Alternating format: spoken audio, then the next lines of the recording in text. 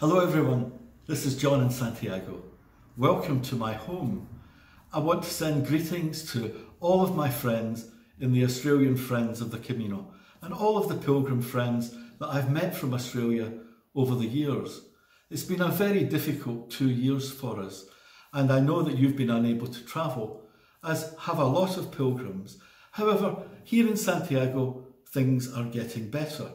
We had a terrible time of lockdown and confinement. We were locked inside our houses for 13 weeks. We weren't allowed to go out at all. But gradually, as the vaccination programme has progressed, things have got better. The restrictions have eased.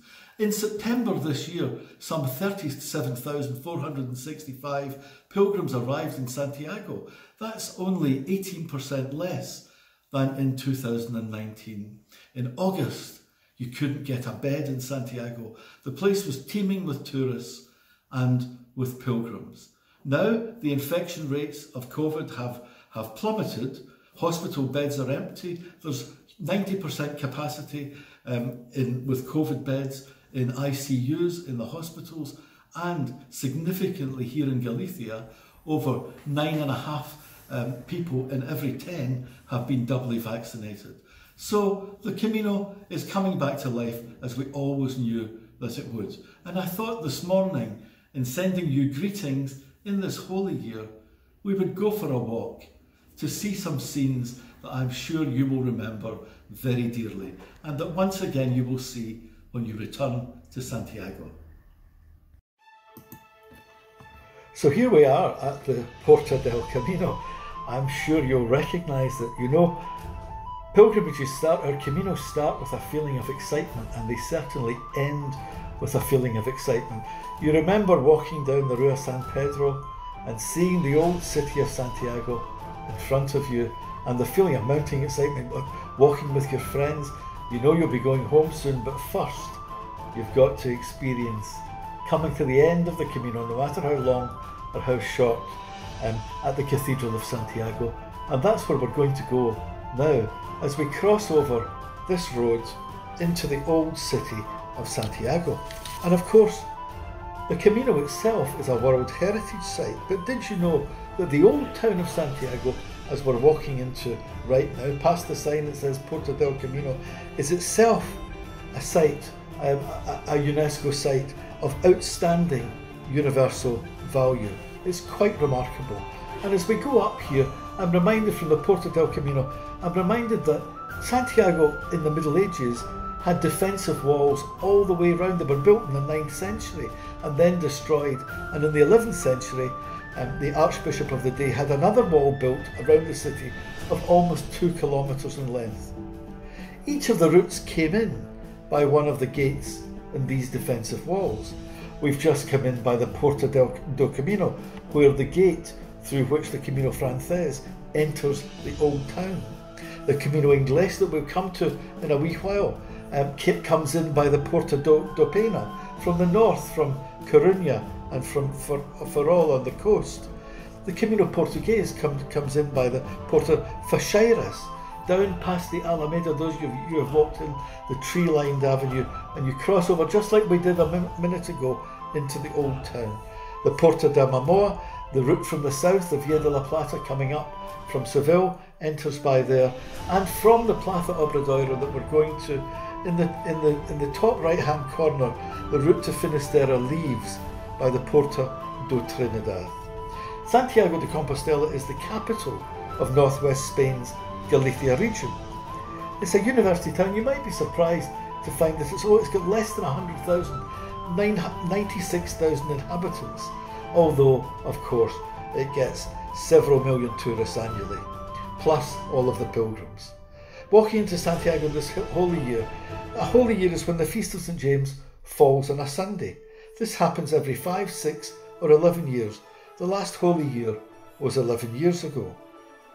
We're just coming up here now to the Church of Animus, or the Holy Souls in Purgatory, the church was completed in 1788. And to understand the mind of the medieval pilgrims, we look up to this church to see a depiction there on the wall, you'll see it in a moment, of the Holy Souls burning in the fire of purgatory, because Catholics believe that even having been forgiven their sins, they still had to pay penance for them, and they did that in purgatory.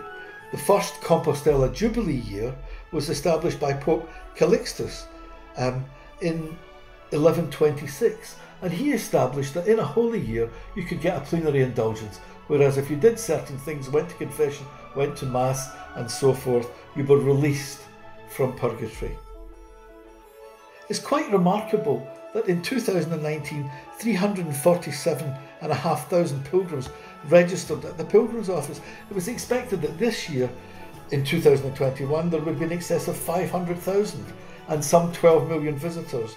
But it was quiet during COVID, but it's coming alive again, and you can feel the excitement as we walk into the Plaza Cervantes. Now, just on my left, I'll point to it in a second, just on my left is perhaps in the pilgrim world the most famous restaurant in Santiago, Casa Manolo, where pilgrims actually queue up to eat in Santiago because it's of great value. And next to that is the Church of San Benito, the last church on the Camino Frances.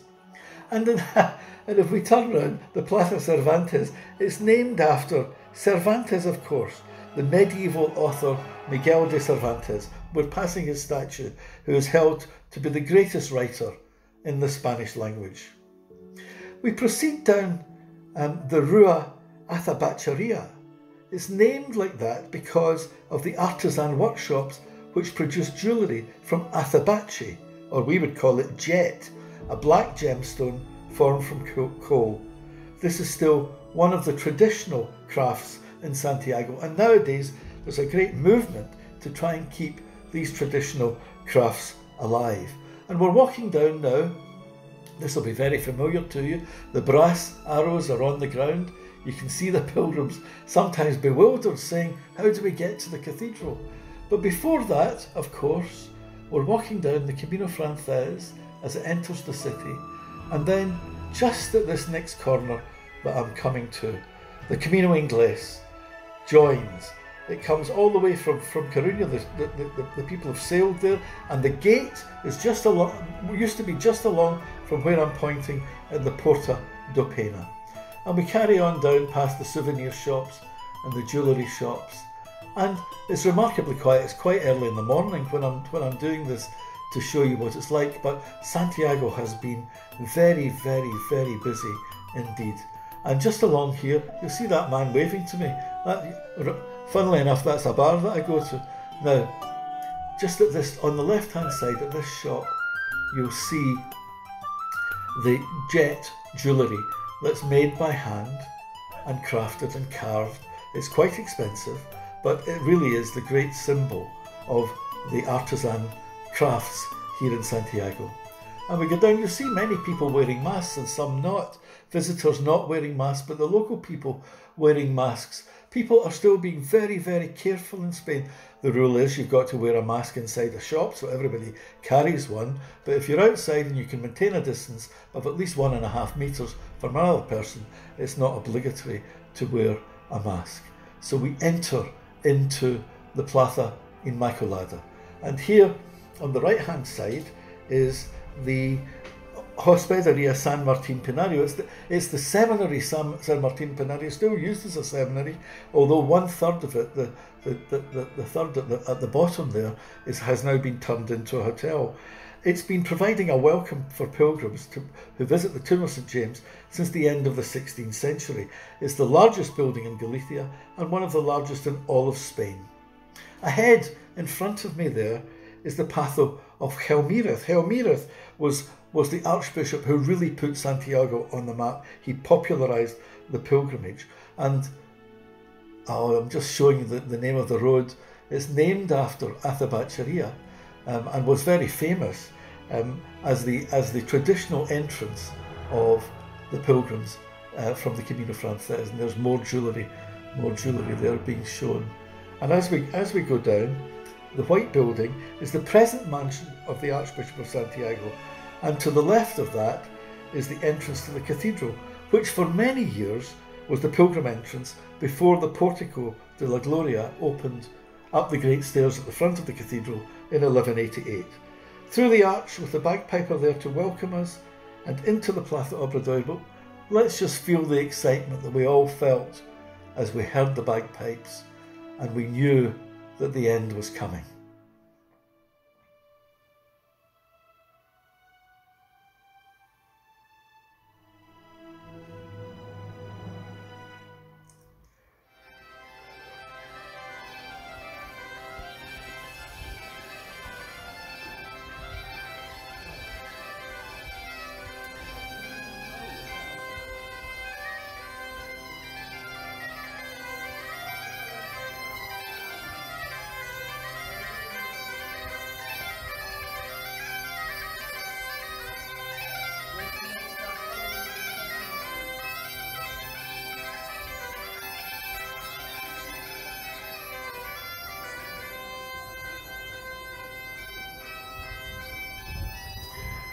The bagpiper welcomes us into the Plaza Obradoiro, with the great Cathedral of Santiago presiding over it. I always think the Plaza, it's in the Plaza we see all of Santiago life in one place.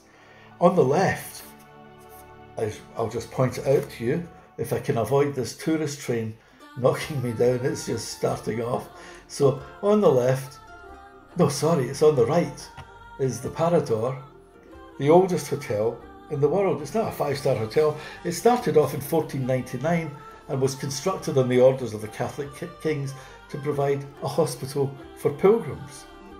In front of me is the Palace of Rajoy, built to accommodate the many priests who were needed to hear the confessions of the pilgrim. It's now the town hall, and to the right is the original headquarters of the University of Santiago, going back to 1495.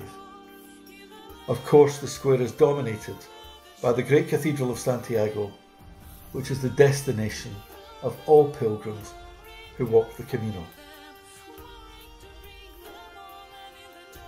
It's quiet today, but usually there are pilgrims celebrating, throwing down their rucksacks, the cyclists lift their cycles high, but everyone, and people get their photographs taken, but everyone stands in awe at the scale of the cathedral. You can imagine what it looked like to the medieval pilgrim. It's enormous. And there it is, without scaffolding, cleaned, repaired, the stones, the statues have all been renewed. It's beautiful at night when it's lit up, and gorgeous during the day. And we're going to leave by this bottom corner, which is actually where the pilgrims on the Camino Português enter the Plaza Obradoiro. And that Portuguese Camino is of course the second busiest pilgrimage route after the Camino Francés. This is the beginning of the Rua Franco. You'll see it in a minute. And the Rua Franco has nothing to do with the dictator Franco, you might be surprised to hear. It's where the French people arrived in the Middle Ages to settle in Santiago and open their shops. There's a boy with 2 rucksacks. I hope he hadn't been carrying them all the way along the Camino. And there it is, the great facade. As we leave it behind, we pass on the left-hand side the entrance to the museum of the Cathedral of Santiago with the treasury, which is very worthwhile visiting us. We go down here, we're just passing the headquarters of the medieval university, or the medieval headquarters of the university. Straight ahead is the Rua Franco, and we're going to turn left here. But just before we do, you'll see how much tourism is back in the city when we've got 3 people handing out leaflets for the bus tours to Finisterre and Murcia and other points on the coast. And we're going up this road here into the Plaza Platerías, and straight ahead, I'll point it out, straight ahead facing me as we enter the plaza is the Modern Museum of Pilgrimage. There used to be 2, they've merged them into one, and it's a really, really good museum, and it gives you a whole perspective of pilgrimage throughout the world. And I was astonished when I learned that after walking my first Camino, that there was this parallel world of pilgrimage, with pilgrims walking all over the world on pilgrimage routes on every single continent. in the Plaza Platerias, the Plaza Platerias means the Plaza of the silversmiths, and that's where this artisan work of the silver craft continues today. And immediately as we enter this, we're aware of the buzz. You'll see it in a minute, of the queue of people waiting to get into the cathedral. There's the Museum of Pilgrimage on my right. On my left are several silversmith shops. We'll show you the goods. There it is, the Plaza Praterias. I'll wait till this camera catches up with me. There we are, and we have the silversmith shops. A lot of it handmade, I suppose. Nowadays, some of it's imported, but it's an example yet again of that traditional craftsmanship of which Santiago is proud. And now we're going to go up these steps, and in this plaza is the main entrance to the cathedral. The other door is used as an exit, and of course there's reduced capacity at the moment, and in the Holy Year there are 4 pilgrims masses per day to cope with the numbers.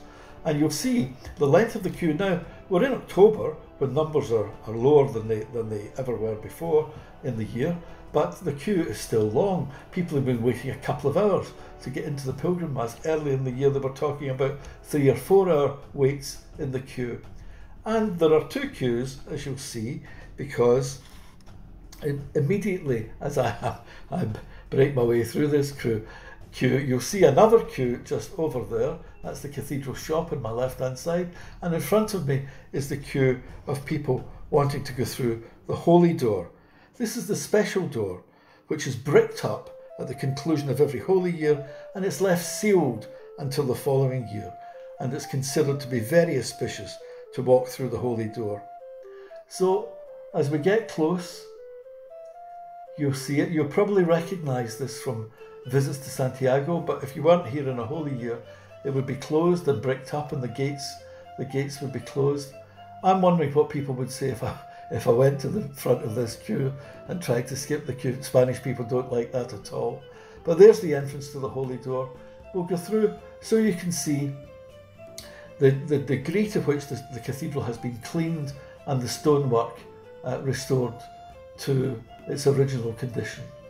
And it's extremely beautiful. Spanish people, all of them, consider it a great fortune to walk through the holy door, and so I won't try and skip the queue, but I'll be here. And I'll tell you what I'm going to do. You can't be here, so I'm going to now stand in line for the queue, and I'll walk through it for you, and I'll see you soon. Every Camino, no matter how long or how short, ends with a homecoming. And here we are back in my home in Santiago. We're in my library, as you can see, and every Camino also ends with a celebration. And I thought we would celebrate together and raise a glass to friendship, a glass to the Camino, and a glass in saying farewell to you today. And we finish with a song that we sing in Scotland at New Year. It's a song of friendship, it's a song of farewell, but it's also a song of expectation that friends will meet again. And I raise a glass to you, hoping that I will see you soon here in Santiago. All the best.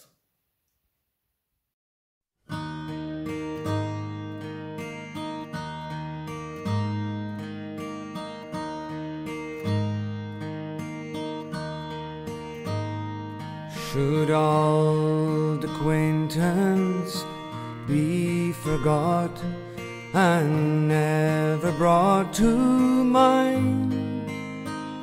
Should old acquaintance be forgot and days of old lang syne? For old lang syne, my dear, for old lang syne, we'll tak a cup o' kindness yet for days of old lang syne. Old lang syne, my dear, for old lang syne, we'll tak a cup o' kindness yet for days of auld lang syne.